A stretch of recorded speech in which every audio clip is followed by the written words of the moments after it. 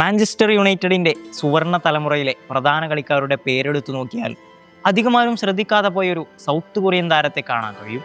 Park Ji sung.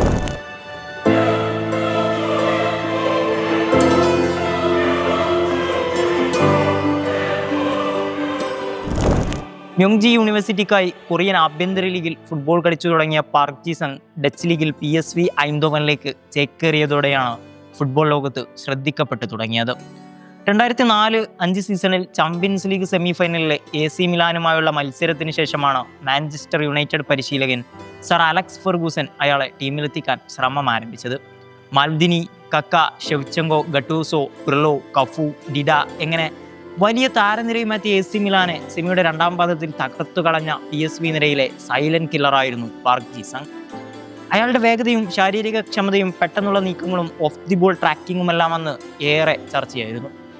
He is quick, has fantastic energy and is good in the air. So the options are varied. He is a very mobile player and very quick.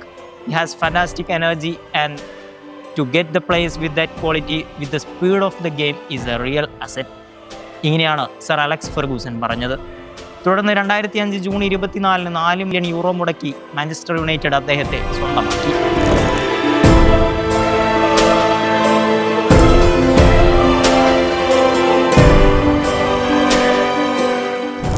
He became the Reds' second signing of a quietly important summer, alongside the crucial switch of Edwin van der Sar from Fulham.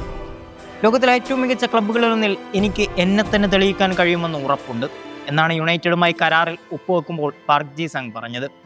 അത് ഉറച്ച നിശ്ചയദാർഢ്യത്തിന്റെ ഉന്നതിയിൽ നിന്നുള്ള വാക്കുകളായിരുന്നു.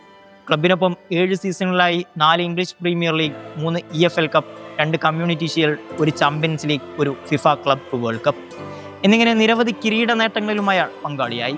Champions league കിരീടം നേടിയ ആദ്യ Asian കളിക്കാരൻ, FIFA club ലോകകപ്പ് നേടിയ ആദ്യ ഏഷ്യൻ കളിക്കാരൻ എന്നിങ്ങനെ നേട്ടങ്ങളേറെയുണ്ട് അയാളുടെ പേരിൽ. ഇംഗ്ലീഷ് പ്രീമിയർ ലീഗിൽ കളിക്കുന്ന ഏറ്റവും മികച്ച ഏഷ്യൻ കളിക്കാരനായി മാറിയ Park Ji Sung three lungs Park എന്നറിയപ്പെട്ടിരുന്നത് വെറുതെയല്ല എന്ന് മനസ്സിലാക്കാൻ ഈ സ്റ്റാറ്റ്സ് തന്നെ ധാരാളം.